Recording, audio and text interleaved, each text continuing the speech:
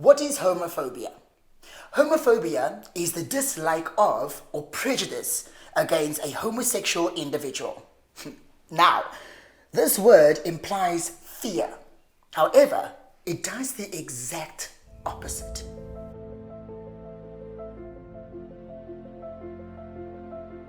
Okay, families, this is so great to be back again. So, homophobia. How do we feel about this, and what are our own experiences? What do you mean, how do we feel about homophobia? It's a nay from me. It's loud. They must just shh. Yeah. No, homophobia is obviously still a very prevalent thing happening in society till this day. I mean, we constantly get thrown with what religion says, what society says, what Omastini from Redman says. Yes. And it's, why can't we just let people live the way that they want to live? But what is it about homophobia? What is it? It's discriminating against someone else's sexuality, right? But is that because of not being educated about it? Is it? What is the fear there? Like, do you know what I mean? I think it's the fear of not understanding exactly what it is. But funny enough, homophobic people always seem to have so much info and intel on what is going on. Yes, they can educate us actually. We should get a homophobic person on your show. That's a no. That's a big no from me. Yeah, but like the information they're gay, maybe it's to convince themselves that they're not gay. You know, a lot of the cases it is true that you research so much information to prove to yourself that you are not allowed to be gay or bisexual or transsexual, and you what do you call it? You show that onto other people. Yeah, projecting almost. Yes. Yeah, you project that internal homophobia onto someone else because you are just so conflicted inside of yourself. So a very now that you mention internal homophobia, when I was in school, I had a bully. And he literally went out of his way to make my life hell. What was his name? No, I'm not gonna mention names, guys. Hashtag no tea, no shade. We'll tag them.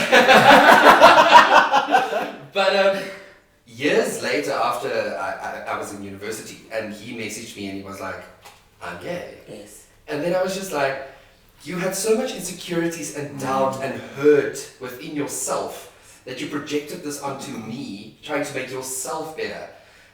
But for me, the problem within that lies is, again, why are people not taking the steps to get comfortable with yourself? Educate yourself. I want to understand what made us target. Do you see what I'm saying? In terms of, so people are walking around with all this hatred and this pain and this, why me? It's because we've always been different, and people always go for the outsiders. I mean, like, people are homophobic, they are biphobic, they are vaccination phobic, they are whatever phobic you can get. Yes. But that's, now that you bring it up, biphobia, we don't talk about that a lot. We don't. That is an actual thing. It's an actual thing, and the funny thing for me about that entire concept of biphobia is bisexual people make up 40% of the LGBTIQ plus term. Wow. Yeah. And I didn't know that either. Okay. Trust Shenay O'Brien. It's difficult because they make up 40% of the LGBTQA plus term, and they're the biggest group within the term. And I think where it stems for society with regards to biphobia is that people think you can't be in between. Yes. Like you need to be one or the other, there's no in between. Yeah, let's get a box and let's put you into that box. Okay, Jodi, you're the flamboyant, gay, loud, cappuccino guy. Fantastic. Yeah. Here's your box. Thank you so much. We now know how to deal with you as well, So it's clarity. And it comes back to that thing. It's like you're on the border of these binaries, and it's like, okay, so if you can choose, why aren't you choosing the one that's acceptable to society? Yes, because they're also still feeling it's a choice. Like now with this homophobia side of it all, for me personally, like growing up, it was tough because I was the only gay in the village. And I'm not giving my age away here or anything, but it wasn't social media, we weren't educated the way we are today. I didn't know that the guy around the corner was also seeing the other guy who stayed around the other corner, It was very much That's something that I'm going through alone. So, sorry, but then I stood out the most, you see, and that's what you were saying earlier. No, but I want to touch on the subject of social media. Yes. It has, where it's supposed to be a tool of education and exposing the society and the world to, you know, the differences that are out there, it has become a tool of attack. Yes. Where people deliberately go onto social media to destroy other people's lives. But don't you think it's because they want to feel control? Maybe their egos need some stimulation, or maybe they need to feel like they've got such an empty life that they need something to feel in control of. To feel validated. And it's easier for them to exercise power, or they're being fake power or imaginary power over someone else, and they feel good because they've got truly an empty life. My thing is just, if you want to feel validated, go to Home Affairs and get a new ID. They can all show you on the system. Yes, there you are. But it's because the thing is, most people don't understand the power that comes with homophobia. Like you were mentioning earlier as well, they are the most educated on the gay community. So they are now coming at you with information that even you're sitting there going, I'm just being me here. Exactly. But there's not a lot of downloaded information that you seem to have. But it comes from a systematic hand down of society. Yes. People have been taught one way and a certain way to live and to exist, Yes. and that's the only way. Were we not all straight once? Yeah. We were taught. I don't to know live. what you mean, but yes. Exactly. We were taught to live a certain way, to not stand out, Yes. and that's what I love about WQMD. Because if I had had this kind of information growing up, my life would have been completely different. Again, the access, because like I was saying as well, in my times of growing up, you know, you in the community, I'll straight talk. No pun intended. No pun intended. So at the end of the day, you're growing up, you're different. Everybody else is looking at you and everyone's going around, and you have the adults who are going, ooh, Taikan Daza, you know, and already your family starts going into like what do you mean? Because the association to being, you know, a gay person or a queer, bisexual is so negative at that time because that's the only thing they can reference to, you know, because of the lack of education. And the only thing we see is within the community. Okay, so there is the gay guy, he blow dries here, he speaks like this, you know, and it's like, and your family goes into fear because they're like, oh, I don't want, But again, it comes down to we need to break down the stereotypes and the stigmas that go with being a queer person. Yes. Not everybody is flamboyant and out there and, you know, gua like you're doing. Yes. I mean, there's Jaco. If I had to walk past Jaco in a shopping mall, firstly I would go, hey boo. Secondly, I would never have thought ever that he is gay. But one thing that is quite amazing is that since 2005 we have been celebrating International Day Against Homophobia, Biphobia and Transphobia. So it is a day commemorating, you know, those, not necessarily just those three specific identities, but everybody else who seems like they're being excluded or feel like they're being discriminated against. And this is a global movement that happens every year, which I think is, we need to do more in terms of that, like not just once a year. We need to constantly and actively work at it every single day, because that is how change is going to happen. I have a question. So, is internalized homophobia an actual term? Internalized homophobia is an actual term. It refers to, I don't want to say necessarily just queer people, but people who are uncomfortable within their own skin and who project their own insecurities onto others. So for instance, a gay person who's not yet comfortable with the idea and who wants to go with what society has taught them, so they project all that onto someone else, but then later on, you know, might come to terms with their sexuality. So what kind of different... Phobias? Wow, no, it's all under... I don't know how to say this. Because homophobia is specifically related to homosexuals, so Yeah. it's a phobia.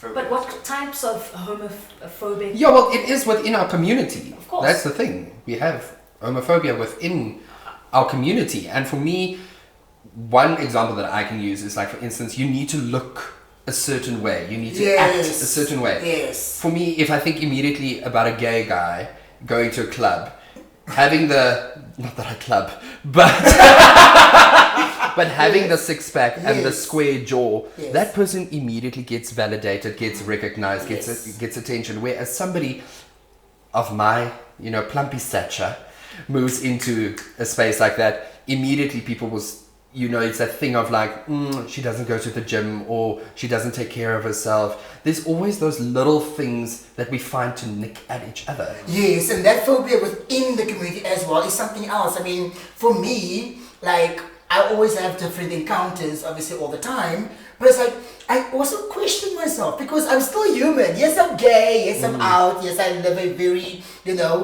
flamboyant lifestyle, but I also have questions. They're not in any form of phobia, but I also ask myself certain questions. So it's important for you then to go and get the answers, if you are unaware of, okay, Jodi is looking at me. Is he flirting with me? No, whoa. I actually am a type. So let's be realistic here. So there are different phobias. I really do think it, as you were saying, it is an internal thing. It is definitely something that people are starting to project as well. Did you feel at any point before coming out as well that you had some sort of phobia towards? Definitely. I was probably one of the biggest homophobics that you could have gotten. Okay. But would you say it's because of the way that you were brought up? No, I would say because I was trying to convince myself that this is not okay. Because of the way that I was brought up. So I was fighting this battle inside of me, hating myself, and I projected that onto other people. And I was homophobic against other people. I mean, like, I've done stuff and I've spoken stuff that I'm not proud of that happened long time ago, but that was because I was battling within myself and I didn't know how to handle that internalized homophobia, so you projected it onto someone else, which is not fair, obviously. And it's what work did you do beautiful. to get to where you are? Well, I just basically accepted myself. I accepted myself and I apologized to the individuals that I was homophobic towards. But it just mainly came down to, listen, just accept yourself, love you. I need to love who I am, I need to work on who I am, and I need to come to terms. So that was I went for a lot of psychiatric treatments and psychologists to get to where I am. So. The big thing for me, it comes down to acceptance and loving yourself. Yes. And we need to start within the community to not, bash and hate and discriminate against our own kind. Because if we can't even practice what we preach within our own community, how do we accept society? How do we expect society to accept us? Yes. It's so prevalent within the homosexual community as well to be judgmental towards someone that's a little bit more flamboyant than you, or someone that plays rugby, or so even within the homosexual community, someone might not like a trans lady and he will be judgmental towards her. And we actually as a community need to stand together and unite against the external homophobias that are your whatever group of people there might be, but we need to unite against them and not fight within ourselves or within each other to break the community down into further more. But it comes from education. I mean, Tina, to be very honest with you, for example, like me growing up, I fought with this one chick as I was growing up. I didn't know why we were fighting as much, and we became such good friends. And it was because she was lesbian, and she hated what she saw in me, and I hated what I saw in her, because we almost had what the other one needed. Yes, to be, society-wise, I was a little more flamboyant, and she was a little more butch, and I was just like, okay, I would have actually been really good had I had that quality, and she saw the same in me, and then it shifted, and somehow there was an attraction that led to be like us being great friends, but I also do think that was a phobia, because I was just like, we would fight, I hate we don't even know each other, but that was the beginning. So it really is the education and the acceptance. And honestly, access to information. It's in the smallest of things. And we do not have... Oh, sorry. No. We do not have enough representation on South African television. I'm not talking about the satellite dish television. I won't name names. But I'm talking about actual national television where millions of people are tuning in for free. Yes. We need to have more representation. Being flamboyant doesn't mean that you're gay. Yes. I have a feminine performative friend Yes. who is straight. Takes care of himself. Yeah. That doesn't mean, what does gay look like? Who said that gay looks like this? We've got a friend who does drag, but he's straight. Right. Yeah. I mean, Oh, It's wow. not just bound to the, See, I to didn't the know homosexual that. community. Those are Yeah. the things. That's But what now, I'm seeing. a question in terms of confusion that the community would ask as well as the outside, like, so does that make him a part of our community because he's a drag queen artist but not gay? Listen, whoever wants to be part of the community can be part of the community. Do you know what I mean? No, like I agree with Tina. Like there's no set structure for who can be part of the community and who cannot. Yes. Life is all about finding and exploring and experiencing and coming to terms with who you are. Yeah. And if you want to be part of the community and you're straight, yes, become an ally. Yeah, of course. Like there's space for everybody. It's I not think it's up the to- evolving then. Sorry to break your word like that, Yeah. I think that we are ever evolving and it's important for us to also stick with it as well, with the times and understand that things are going to be shifting all the time. So there really is no space for homophobia because seriously, what are you still holding on to right now? Things have evolved drastically. Listen, our community doesn't get to say who belongs in there. Yes. We get to choose who we want to be and where Absolutely. we want to be on that spectrum. I think it's safe to say that homophobia will still be around for a long time. I think as long as society is there with their closed-mindedness and we try to struggle to find our own spaces amongst other people that are already a little bit further, ahead of certain individuals. So I think it's still going to be there. There's going to be uproar about it. There's still going to be a lot of struggle. But I think we need to take it upon ourselves to make sure that whatever we're doing today is working towards a more inclusive and progressive future. Absolutely. We are constantly learning. Yes. Constantly. Every day. Constantly. I've learned so much already. Yes. Up until this episode. So I feel like this conversation needs to continue. We have started it. Yes. Continue it in the comments. Continue it with your friends. Share it. It's so, so important. And get information from the homophobias because they Ultimately, when you are confronted with homophobia, is deal with it in a grown-up manner. Absolutely. Yes. Don't play into their field and act in a way or say stuff that plays right into what they want you to Stand your ground. You know who you are. Yes. You know so who be you proud are. about who you are and don't pay any attention to someone who's homophobic because they are most likely dealing with battles that's got nothing to do with you as a person. So just be proud and don't pay any attention. Don't let it affect you actually in any way. So Be kind. yeah. Truly be kind. It really is a time as well for us to be evolving ourselves, educating ourselves, and we can be the difference because, like you said as well, it's about self-acceptance, self-love. If someone's coming at you in a homophobic way, allow it to be and continue on your journey because at the end of the day, it's about you. Protect your peace, honey. Oh, it's the only thing we can protect right now. There's a quote that I read that I can't remember what it was, but it comes down to sometimes it's better to have peace than being right. Absolutely. So instead of going into an argument and confrontation and whatever, having that peace is more beneficial to you than being right. So let that person be right for this time or for whatever, but you just have your peace and you just let him go.